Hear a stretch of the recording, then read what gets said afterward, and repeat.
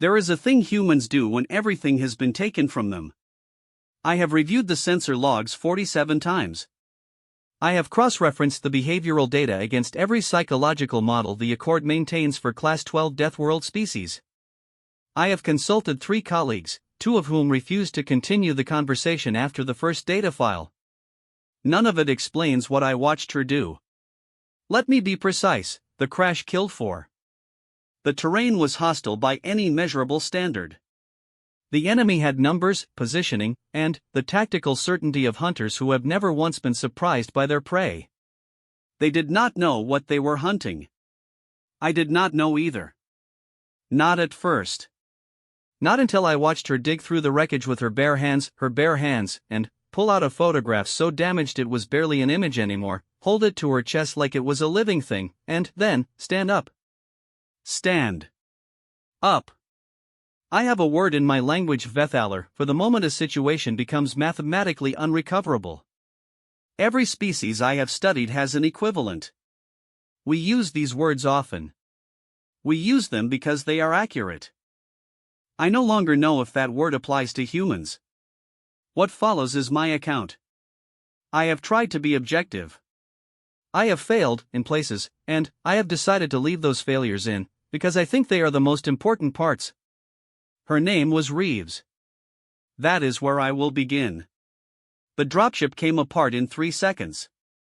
I know this because I was watching from the ridge, 300 meters of elevation, my observation post designed for exactly this kind of long-range documentation.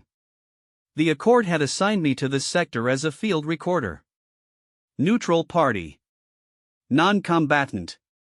My task was to observe and log the skirmish between the Vethkai patrol unit and the human reconnaissance team, file my report, and return to the station before the next dust cycle. That was the assignment. What I watched instead was a Vethkai surface-to-air battery track the dropship for 11 seconds, acquire lock, and fire.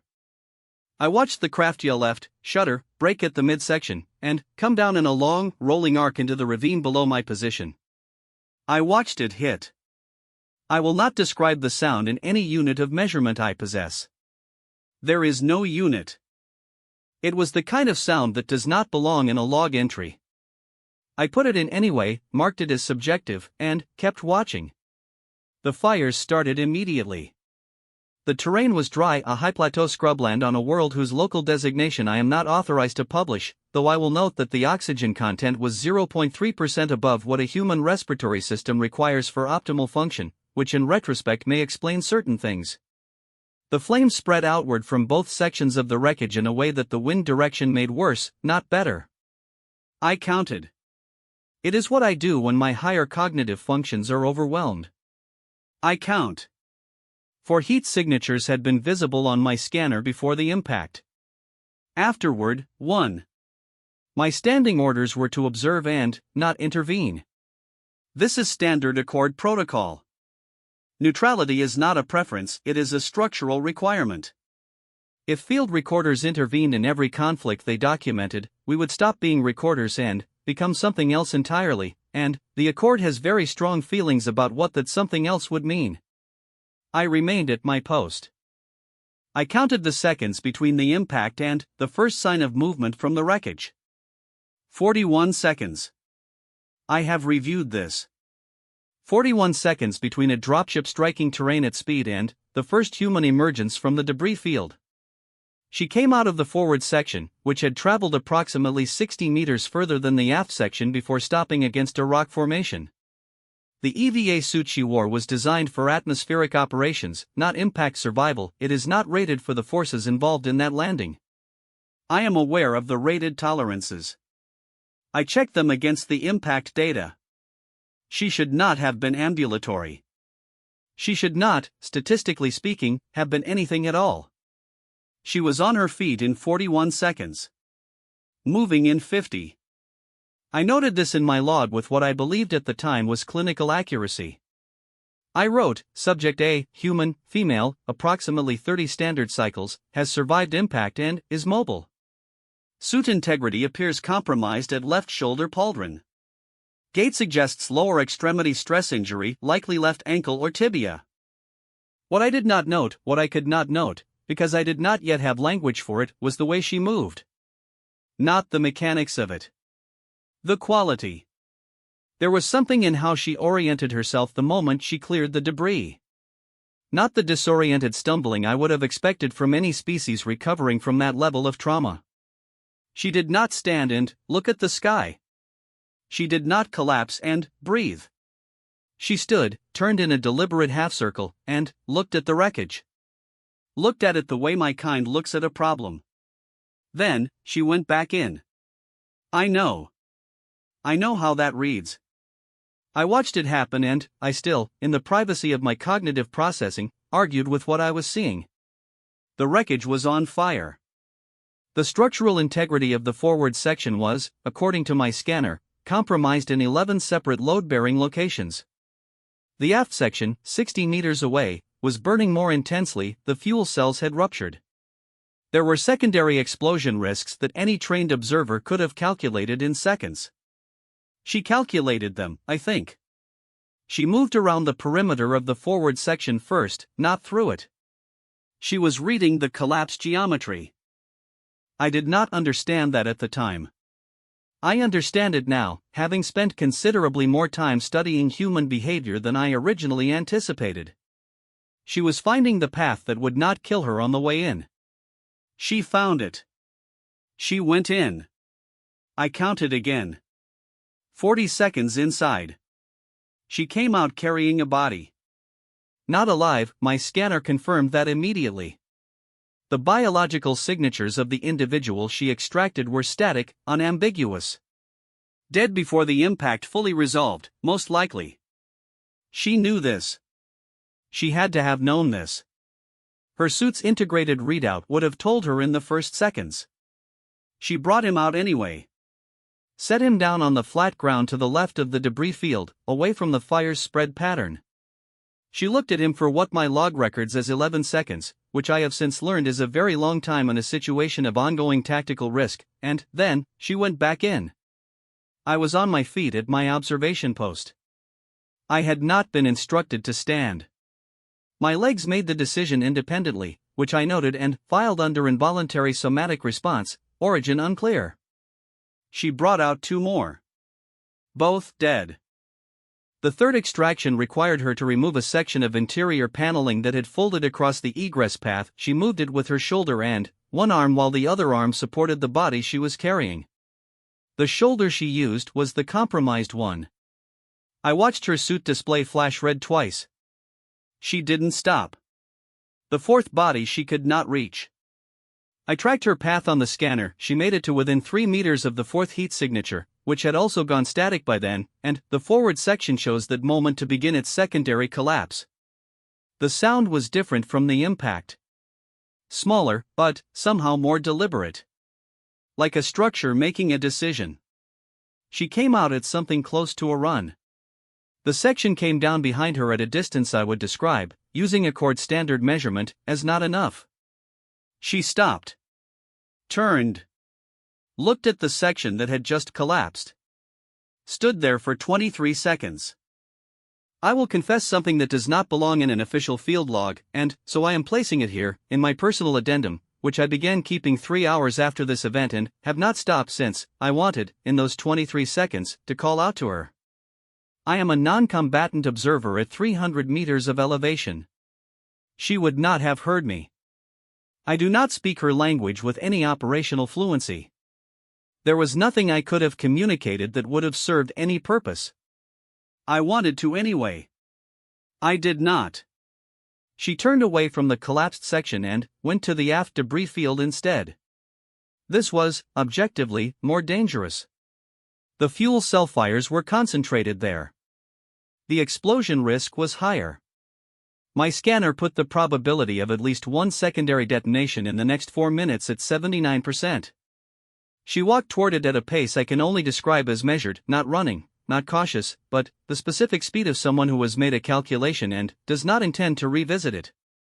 What she was looking for in the aft section, I did not understand at first.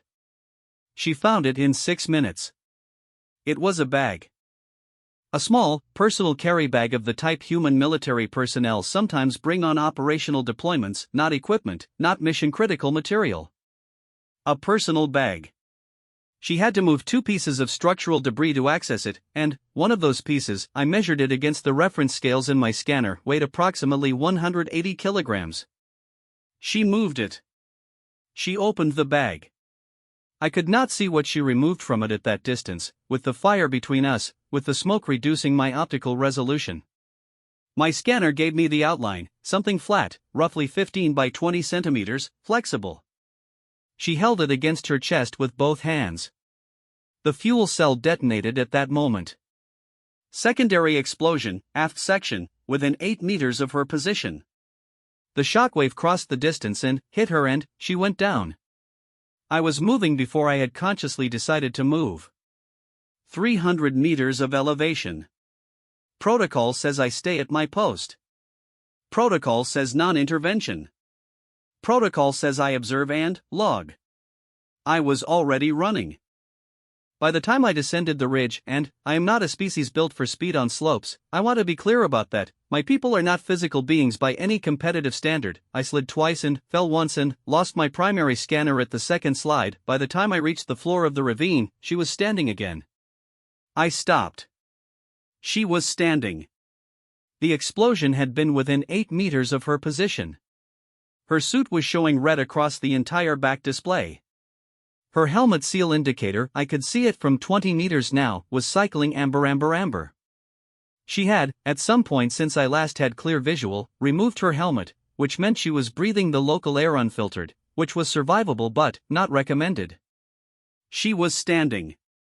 She was looking at what she had taken from the bag. I approached slowly. I did not want to startle her. I am not, visually, a species that inspires calming beings who encounter me unexpectedly. I am tall, my coloring is pallid, and my secondary eyes do not track in synchrony with my primary pair, which humans, I have since learned, find deeply unsettling. I moved into her peripheral vision deliberately, stopped, waited. She looked at me. I have reviewed my log entry for this moment. I wrote, Subject A has made visual contact with observer. No apparent threat response. Subject appears to be in physical distress. Right side of face shows contusion, possibly orbital. Lower lip lacerated. She is holding a photograph. That was what it was. I could see it clearly now. A photograph printed on physical material, a practice I had previously understood humans were largely moving away from in the digital age. Damaged by the fire, curled at the edges, the image obscured in 2 corners. She was holding it with both hands with her fingers very straight, the way my people hold objects we are frightened of dropping. She looked at me for a long time. I counted 7 seconds, which felt much longer. Then, she said something in her language. My translation matrix is functional but imperfect for human speech. It catches meaning more reliably than it catches tone, and tone, I have since come to understand, is often where the real content lives. What it gave me was approximately, they're all gone. I had no answer for this. It was accurate. My scanner had confirmed it. 3 bodies on the ground to my left. A 4th under the collapsed section. She had retrieved everyone she could reach. I said nothing. I am not certain silence was the right choice. I am not certain there was a right choice. She sat down on a piece of debris. She looked at the photograph. The fire behind her was burning lower now, the fuel cells had largely exhausted themselves, and, in the diminished light, she looked very small in a way that had nothing to do with her physical dimensions. I sat down also. Not near her. Perhaps 5 meters away. I am not certain why. It seemed like the correct distance for the situation, though I had no protocol to reference. We sat there. The fire made sounds. The structural debris cooled in contracting patterns. The local fauna, I could hear them in the scrub at the ravine's edges, things that had been startled into silence by the impact and were now, cautiously, resuming their activities. The sky was doing something I had not previously observed in this sector, a color change in the upper atmosphere, a particular refraction of the system's star through the dust the crash had thrown up, turning everything a deep, saturated amber. She was looking at the photograph. I looked at her left hand. She was pressing her thumb against the inside of her ring finger, rhythmically. Not hard enough to cause pain, I thought. Just pressure. Just the sensation of her own hand. I noted this in my log. I wrote, Subject A is self-soothing through repetitive tactile contact. This is consistent with human neurological stress response. Then, I deleted that entry because it felt like exactly the wrong way to describe what I was watching. I did not replace it with anything better. I left the field blank. She spoke again. My translation matrix said, his name was Okafor. He had a daughter. She's 4. I did not know if she was speaking to me. I do not think it mattered to her whether I understood. I think she needed to say it to something that was capable of hearing. Carlson never talked much, she said. But he could fix anything. Anything. You give him a broken thing and, an hour, it's not broken anymore. I used to think that was his whole personality. Turns out it just took up so much of him there wasn't room for much else. That's not nothing. That's actually. She stopped. She looked at the photograph again. I wanted to ask who was in it. I did not ask. My translation matrix would not have been equal to the question anyway, not the question behind the question, which was the one I was actually trying to ask. Devi would have hated this, she said. He was always on about fire safety protocols. Always. Every briefing. Some unit, somewhere in his family's history, died in a fire, and he never let anyone forget it. He would have been, she stopped again.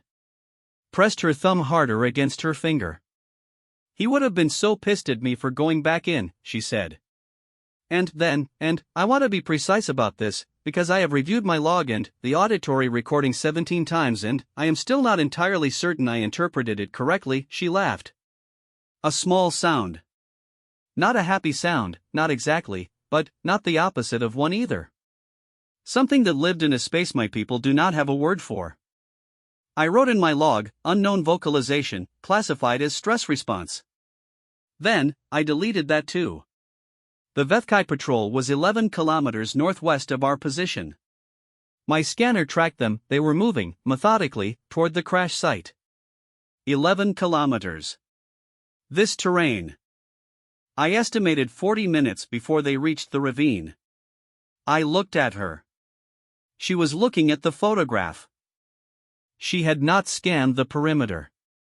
She had not, as far as I could tell, assessed her tactical situation at all since sitting down. I said her species distress word, the word I knew, the one in their primary diplomatic language that means danger or threat or something is wrong. I pointed northwest. She looked up. She looked at my scanner display for a long time. Longer than I expected, not because she didn't understand it, I think, but because she was deciding something. I could see it. Not in her face exactly, but in the quality of her stillness. Something moving behind her eyes. She looked at the 3 bodies on the ground. She looked at the collapsed section. She put the photograph in her chest pocket, very carefully, and zipped it closed. She stood up. I do not have an adequate entry in my log for the moment between sitting and standing. I have reviewed the recording. It looks, visually, like a human standing up. That is all it looks like. The scanner cannot capture whatever it was that happened inside her between 1 second and the next. But something did.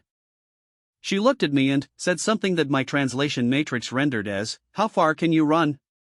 I told her. She nodded once. She picked up the only functioning weapon that had survived the crash. I had not even noticed she'd retrieved it from the debris, but she had, sometime in those 40 minutes, without my observing when, and she looked northwest.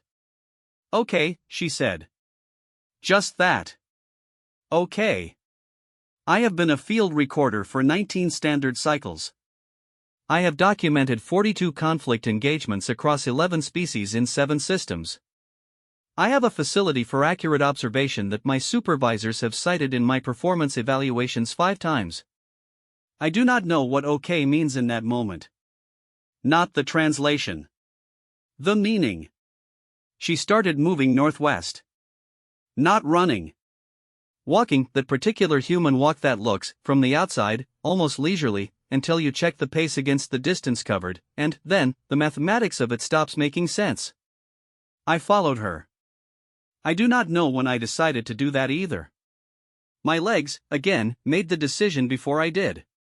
In my log, for this entry, I wrote only, proceeding with subject. Then, after a moment, I added, she put the photograph in her chest pocket. I don't know why I added that. I have not deleted it. The sky was still amber. The fires behind us were going out, one by one, the way things go out when there is nothing left to burn. The Vethkai were 40 minutes away. She was walking northwest to meet them, this woman who had just pulled 3 dead bodies from a burning wreck with her bare hands and, then, sat down and said their names to a stranger who barely spoke her language. I kept pace with her. She didn't look back. She did not go northwest to meet them. I understood this badly for approximately the first 10 minutes of movement, during which I was focused primarily on keeping pace and on the uncomfortable fact that my secondary scanner, the small unit I carry in my belt pack, back up to the primary I had lost on the ridge, was showing Vethkai heat signatures fanning out from their initial position in a way that suggested they were no longer simply advancing toward the crash site. They were spreading. A search pattern. They knew there were survivors. I communicated this to her, pointed at the scanner, showed her the display, used the 3 tactical words in her language I had cross-trained on for exactly this type of field documentation situation. She looked at the display for 4 seconds, then took the scanner from my hands with a gentleness that I found, under the circumstances, startling. She examined it for another 6 seconds. Turned it over. Pressed 2 of the interface points. Returned it to me. She had recalibrated the refresh interval. It was now updating 3 times as fast. I had not known it could do that. She pointed to the east, away from the northwest approach of the patrol, away from the crash site, toward a section of the ravine I had catalogued earlier in my pre-deployment survey as unremarkable, a dry creek bed, a rock shelf, a stand of low canopy local vegetation dense enough to reduce thermal visibility. She had, I realized, already been planning this. While she was sitting in front of the fire, pressing her thumb against her finger, saying the names of dead people, she had been reading the terrain. I am a trained observer. I notice things. It is my professional purpose. She had been doing it without appearing to do it at all. We moved east. She set the pace and, I will not claim it was comfortable for me, my species is not built for sustained physical exertion in warm conditions, my thermoregulation is less efficient than a human's at these temperatures, and, the terrain was uneven in ways that my 4-point walking gait handles less elegantly than her 2-point stride. She slowed twice, briefly, without being asked. I do not know if she did this because she noticed I was struggling or because she was maintaining her own conservation. Humans, as I understand them now, have a near-pathological instinct for pacing, built into them over hundreds of thousands of years of pursuit hunting on a death world that did not allow the luxury of sprinting everywhere. Either way. She slowed. I kept up. The rock shelf she had identified was better than I had given it credit for in my survey. It extended further than the surface topography suggested, forming a shallow overhang with a natural cavity at the back, not a cave, but something close enough. The thermal insulation of the rock reduced our heat signatures considerably. She tested this herself, using my scanner with a confidence that I found I did not want to examine too closely, and, when the display showed what she wanted, she made a sound of quiet satisfaction and handed it back. We settled into the cavity. The opening faced south-southeast, away from both the patrol approach and the crash site, toward the sector's equivalent of a horizon line, where the plateau edge dropped away into something I had not yet surveyed. She checked her weapon. I watched her do this the way I have since learned to watch humans do technical things, carefully, because the information is not in the steps, which are mechanical, but in what the person does between the steps.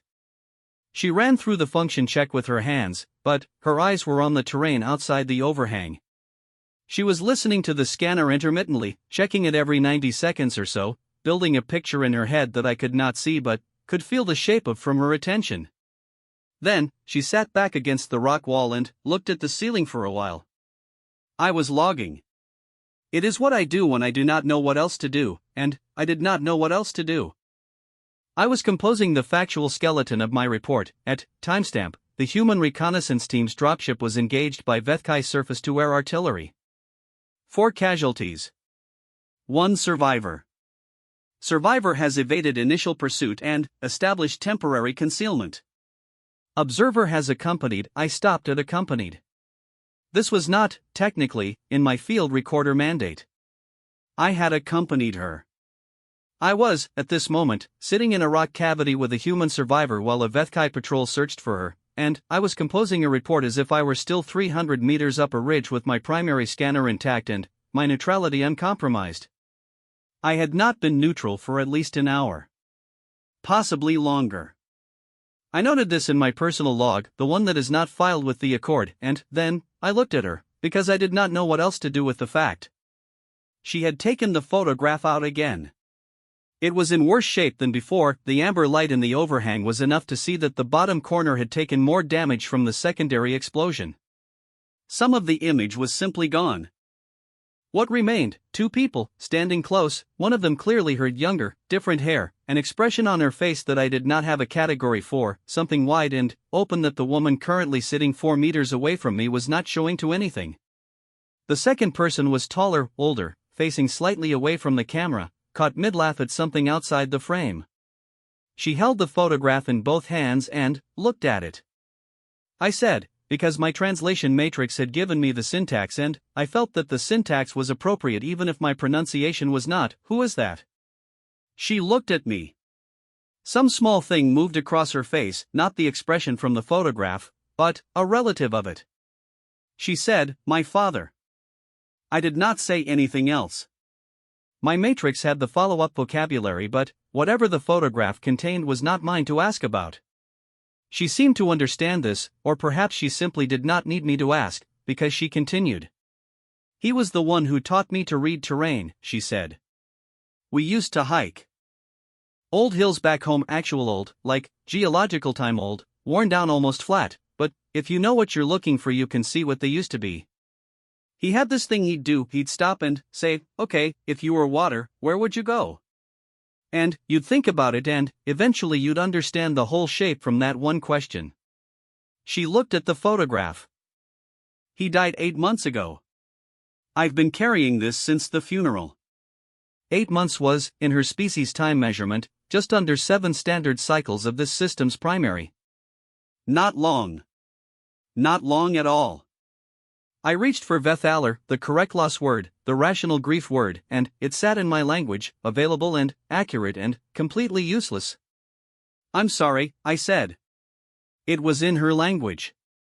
My pronunciation was not good. She looked at me. Something in her expression shifted in a way I did not have the vocabulary for. Yeah, she said. Thanks.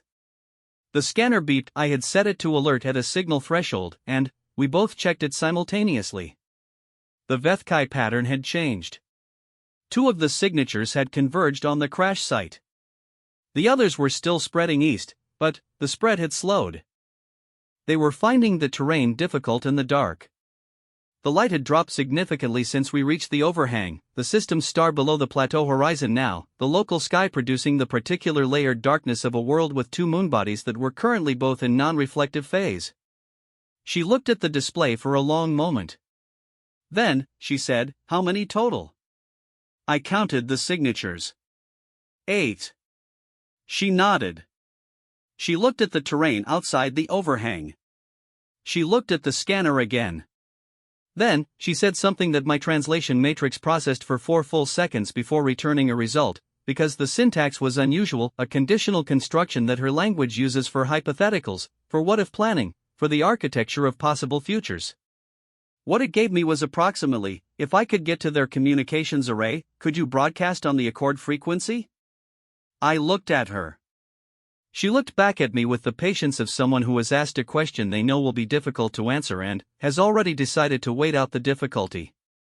I said, the Vethkai are not in violation of Accord protocols.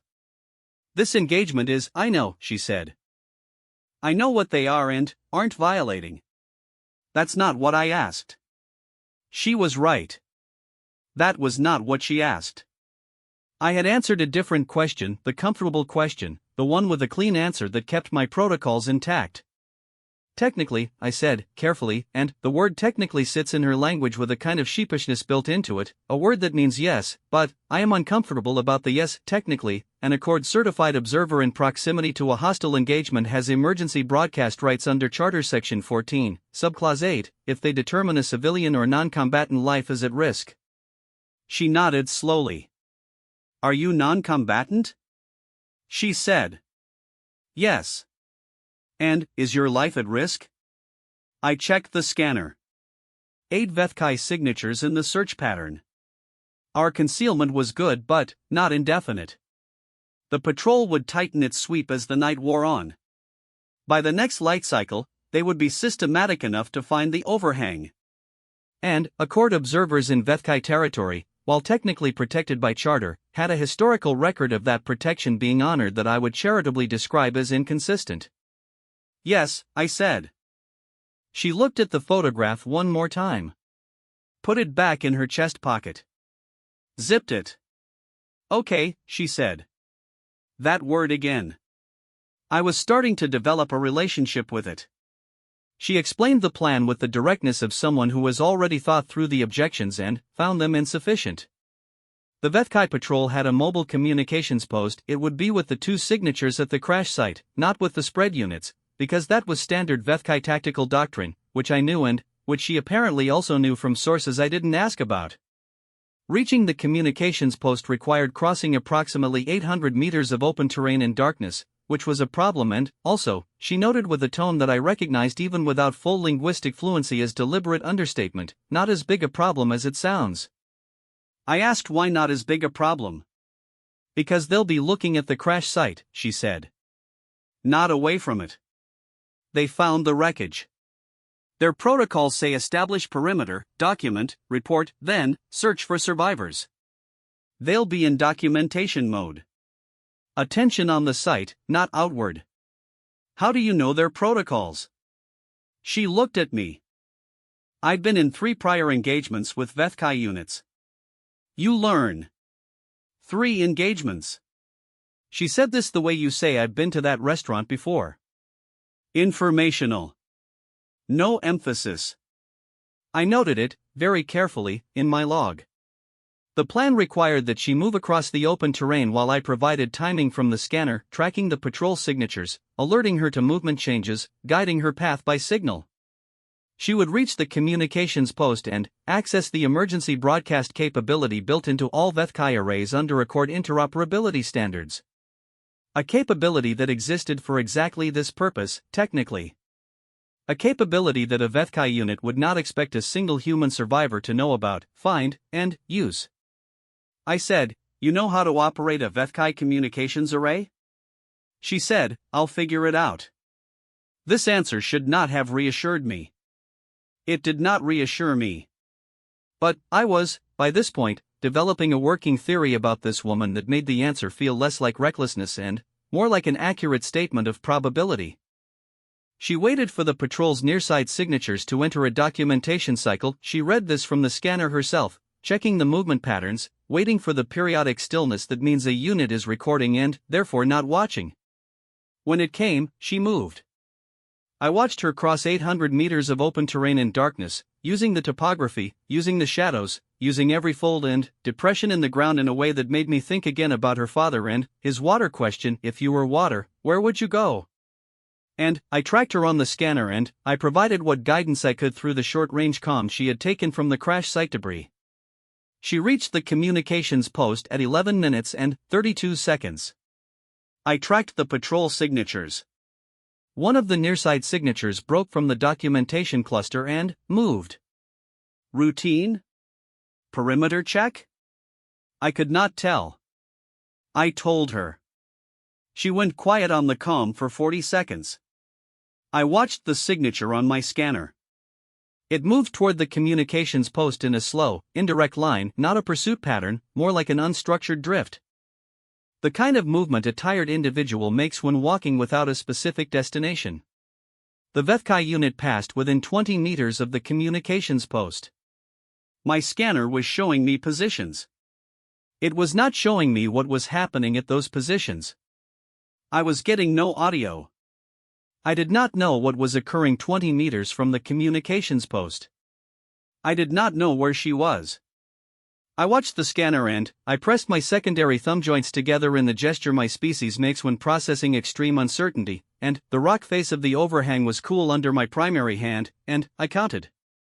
The Vethkai signature continued past the post. Continued moving.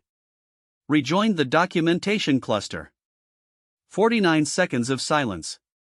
Then, her voice on the comm, "I need the Accord emergency broadcast codes." I gave them to her. My hands were, I noted, not entirely steady. This was a physiological response I was cataloging for the first time in 19 cycles of fieldwork. What frequency? I told her. Silence for 31 seconds. Then, it's broadcasting. How long until someone picks it up? I ran the calculation. Nearest Accord monitoring station, 2.3 light minutes. Broadcast response time under emergency protocols, 14 standard minutes minimum. Extraction dispatch if protocols were followed, 40 to 60 minutes. I told her. She said, "Okay. I'm coming back." She crossed the terrain in the opposite direction, not the same path, different route, different shadows, different water logic, and she came back into the overhang at 14 minutes and 9 seconds. She was breathing harder. She sat down against the rock wall and breathed for a while. I said nothing. After a few minutes, she said, "He would have done the same thing." I did not know who she meant. I waited. My dad. He would have, if it were him, if he were here, he'd have done exactly that, and then he'd have sat down and not made a big deal out of it. He never made a big deal out of anything. She paused. He died of something incredibly mundane. Heart failure. Not in the field, not on some mission, just his heart stopped. 47 years old. He was teaching a navigation class on a Tuesday and his heart stopped. She pressed her thumb against her finger. "I keep thinking about how undramatic that is," she said. For someone whose entire life he was always doing something that mattered. And then, it just stopped. Like someone turned off a light. She looked at the opening of the overhang. The darkness outside was complete now, the two moons still absent from the sky. "The photograph is the last one we took," she said. 3 days before. He was laughing at something, I don't remember what. I remember I almost didn't take it.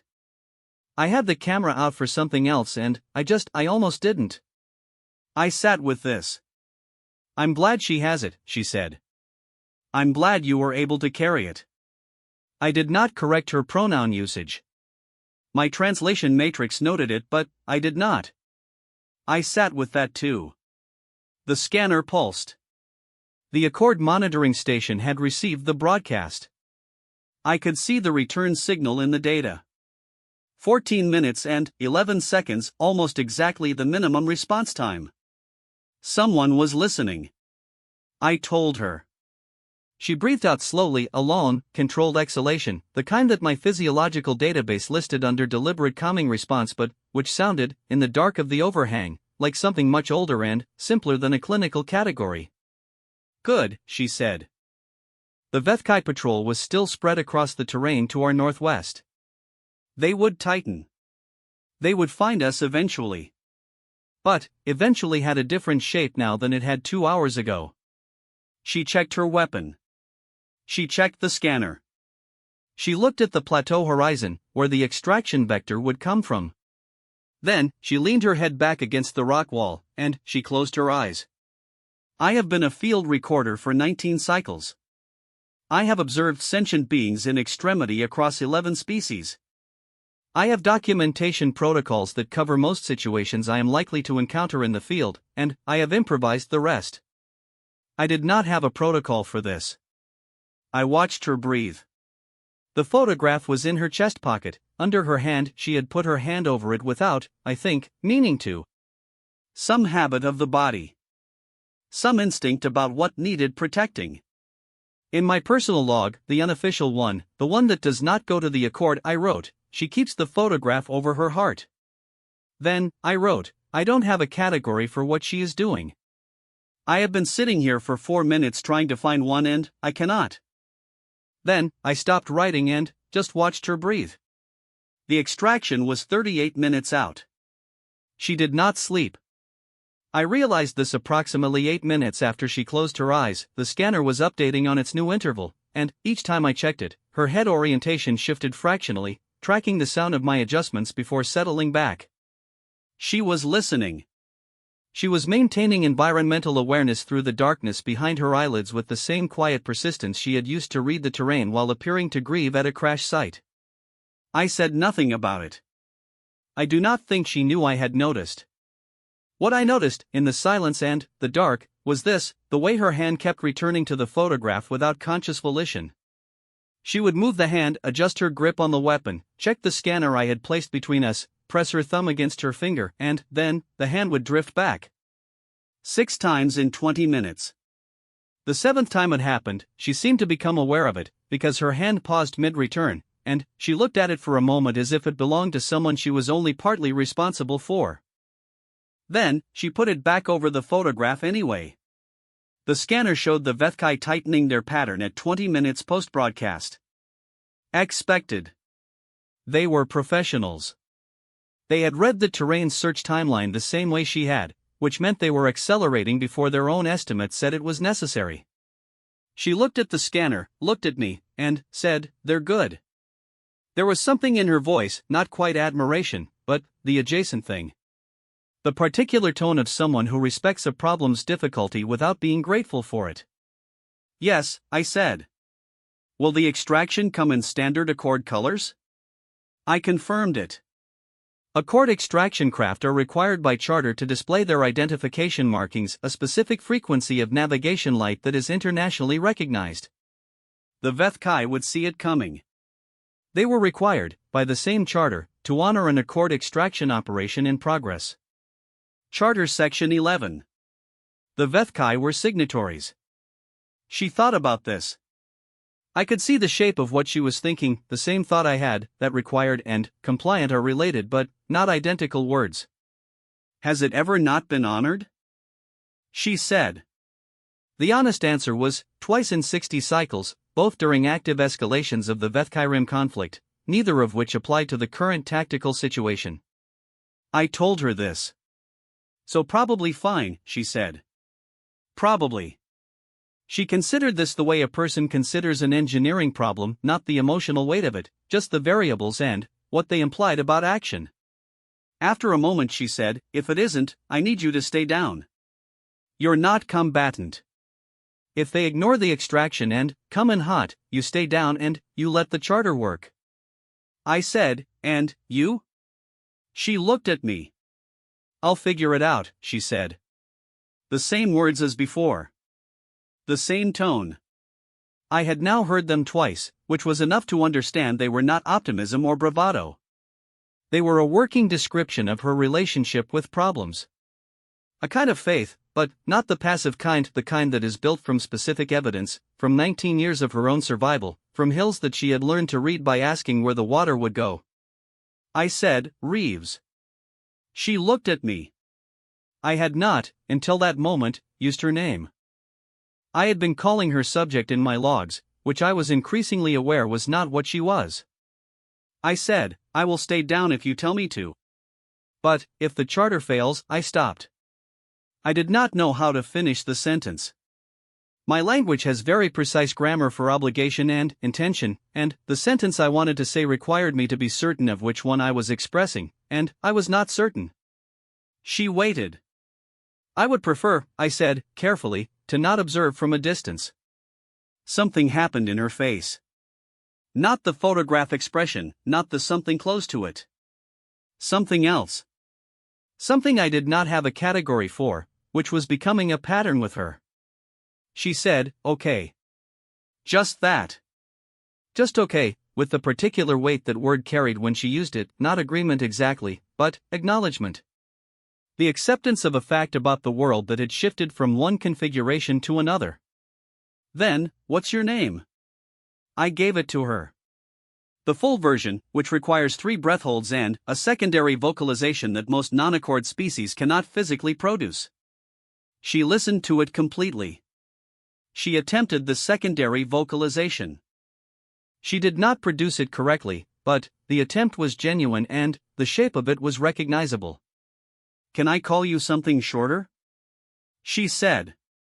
I told her the abbreviated version, the diminutive that my family used, that my colleagues at the station used, that I had not expected to give to a human survivor in a ravine on a hostile world while a Vethkai patrol closed around our position. She repeated it. Got it right on the second attempt. Thank you, she said. Like I had given her something that required thanks. The scanner alarmed. I had set a threshold for close approach signatures, and it had triggered. One of the Vethkai search units had crossed into the closer zone, coming from the northeast. 340 meters. Moving at a walking pace, but systematic. They were doing something I recognized from my documentation of prior Vethkai search operations, a precision sweep. One unit on a defined path, the others expanding to either side. Designed to leave no coverage gap. I calculated it 11 minutes before that unit's path would intersect with the overhang. The extraction ETA, based on the accord response protocols I had running in my secondary system, 22 minutes. She looked at the scanner. She ran the same calculation I had, faster. 11 minutes, she said. Yes. She looked at the overhang entrance. She looked at the terrain beyond it. She was doing the water question again. Where would she go, if she were the water, if she needed 11 minutes to become 22? She looked at me. I need you to do something difficult, she said. I waited. I need you to walk out of the overhang and identify yourself to the patrol. I processed this. An accord observer, she said. Non-combatant. Certified neutral. Stumbled onto the crash site. Lost your equipment. Disoriented. They find you, they stop, they follow charter protocol, they have to verify your credentials, contact their command for confirmation, log the encounter. That's 15 minutes minimum, probably 20. By the time they've cleared you, the extraction is here. I looked at my scanner. I looked at the overhang entrance. I looked at her. You would be alone here, I said. Yes. They would know there was an accord observer in the area. They would wonder why. You're a field recorder, she said, gently. You document conflicts. It's not unusual for you to be here. They won't like it, but they'll have to process it. And, while they're processing it, you have 11 minutes before they reach this position. I have 11 minutes before he reaches this position. The others are further. I need 11 minutes to become 20. She paused. I'm not asking you to lie to them. I'm asking you to do what you are.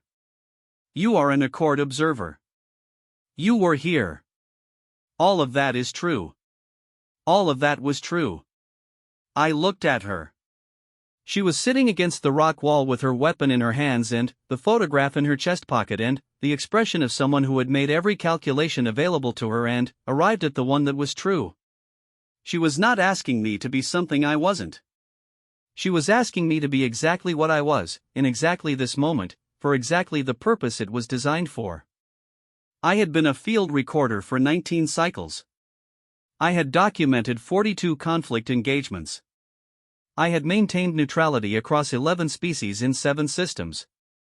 I had also, at some point in the last 3 hours, stopped being purely a recorder of this event and become a participant in it, and the honest assessment of my own log entries, the unofficial ones, the ones I would not file with the Accord, made it clear that this had happened a long time before I was willing to admit it. I had been a participant since the moment my legs made the decision to run down the ridge. Maybe before. You cannot step into a story and remain its narrator. I had stepped in. The only question was what I did with that. I stood up. She looked at me. I said, I will come back for you. She said, I know. She said it simply. No performance of confidence, no attempt to reassure me. Just a statement of fact, a fact she appeared to believe completely, the same way she appeared to believe she would figure out a Vethkai communications array, the same way she appeared to believe that 11 minutes could become 20 if you walked toward the problem instead of away from it. I stepped out of the overhang. The darkness outside was complete. 2 moons still absent. The stars of this system were thick and close in the way that open plateau altitudes produce a density of light that my species' visual range processes differently than human eyes do, I am told, though I have no frame of comparison. What I could see was the terrain, and what the terrain was doing, and the slow, methodical path of the Vethkai signature on my secondary scanner, moving toward me at the measured pace of professionals who did not know they had already been outmaneuvered. I walked toward them. It took 4 minutes to make contact. The Vethkai unit, one individual, younger than I expected, armed and armored in their standard field configuration, stopped when they saw me. I presented my Accord credentials immediately, which is protocol. I identified myself. I explained my presence in the sector, field documentation of the conflict engagement, routine monitoring, lost primary equipment in the aftermath of the crash's shockwave. Every word true. They were surprised to see me. Surprised, and then, cautious, and then, as I had anticipated and as she had anticipated, they began the charter verification process. Calm to their command unit. Credential check against the Accord registry. I stood in the dark and I answered their questions and I watched the time on my secondary system and I did not look toward the overhang. The verification process ran to 18 minutes. At 17 minutes and 40 seconds, the extraction craft's navigation lights appeared on the horizon. At 18 minutes and 30 seconds, the Vethkai command unit authorized my clearance and began, per charter protocol, the process of coordinating the extraction. This required them to halt their search operation. This required the other units to be informed. This required, at minimum, 6 to 8 additional minutes of procedural stand-down. The extraction craft landed at 22 minutes and 14 seconds from initial broadcast. I watched it land. I watched the Vethkai unit, standing beside me, watch it land, their mandibles doing the specific closed-set position that indicates displeasure in their species, a position I had documented many times. They did not like it. They were required to permit it. I walked to the extraction craft. She was already there. I don't know when she moved, sometime in those final minutes, using the extraction craft's own approach as cover, using the attention of every Vethkai signature on the bright lights coming in from the horizon as the distraction it was. She was standing at the craft's entry ramp when I reached it, talking to the extraction medic in rapid, low tones. Her suit was still red across the back display. Her face, in the extraction craft's running lights, showed a bruise along her orbital ridge and the laceration on her lip I had noted from across the ravine. She saw me coming. She said something to the medic and turned. We stood there for a moment. I said, "You moved before I got back." "Yes. I said I would come back for you." "I know. I didn't wait." She paused. "I don't wait well." I thought about this. I thought about her in the crash site, moving before the structure finished collapsing. I thought about her reading the terrain while grieving. I thought about the 41 seconds between impact and first movement. I thought about the word okay and what it meant, specifically, when she said it. "No," I said. "You don't." She looked at me. The extract medic was saying something urging her aboard, I think, something about her suit integrity and the need to assess her injuries. She was not yet moving.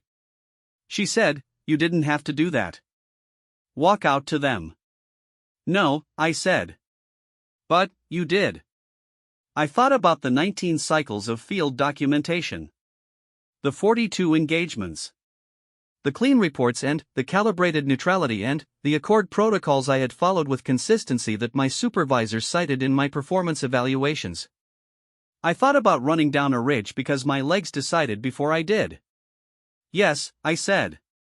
She looked at me for a long time. The kind of long time that means something is being assessed, not the tactical assessment she had been doing since the crash, the other kind.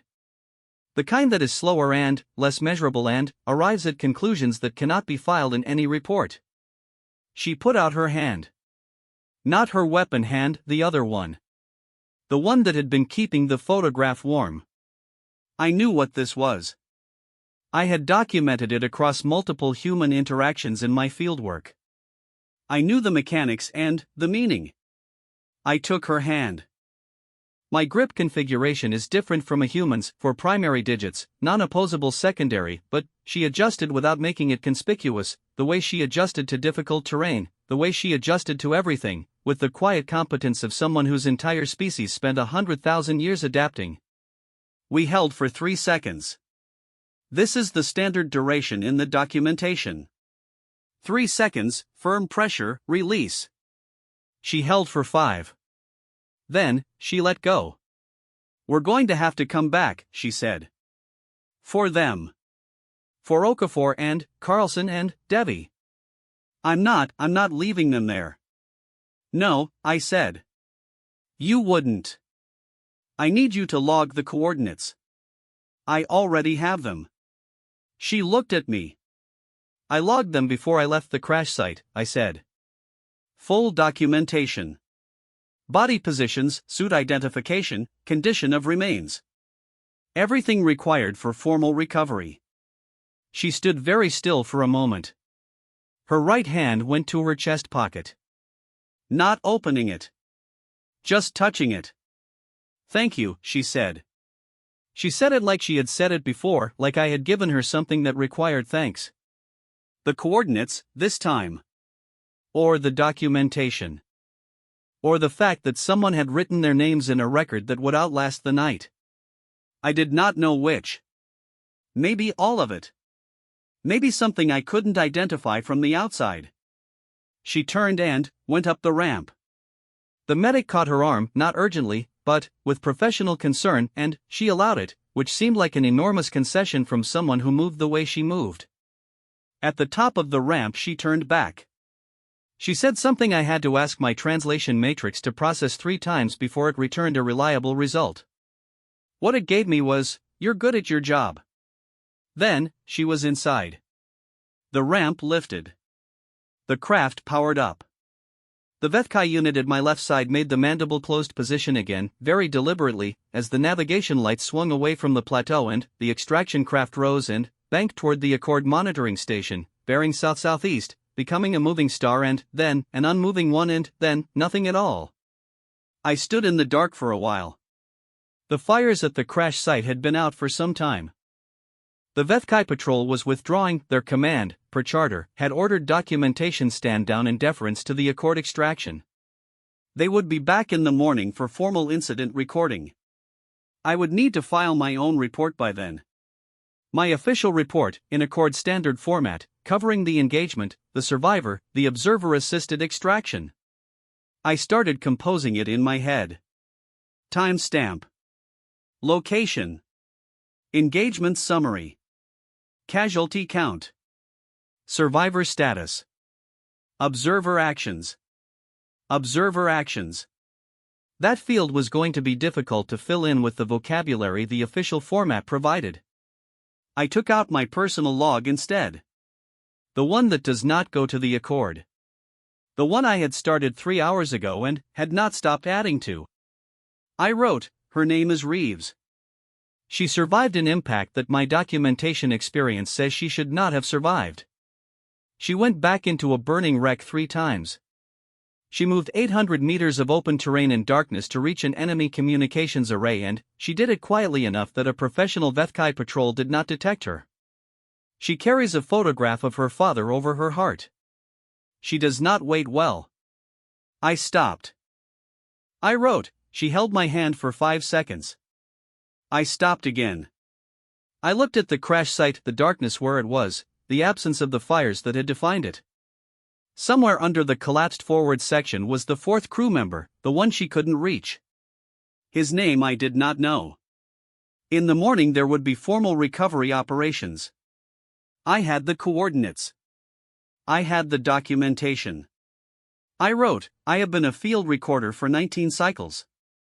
I have believed, for most of those cycles, that my purpose was to observe without affecting what I observed. I believe something different now, and I am not entirely certain when that changed. I paused. I think it changed on a ridge, 41 seconds after a dropship hit the ground, when she came out of the wreckage and turned in a circle and looked at the fire like it was a problem she intended to solve. I paused again. I think it changed before that. I think it changed when my legs decided before I did. The moons were beginning to rise on the eastern horizon, the larger one first, orange-tinted, casting the plateau in a light that made the shadows angular and long. The terrain looked different in this light.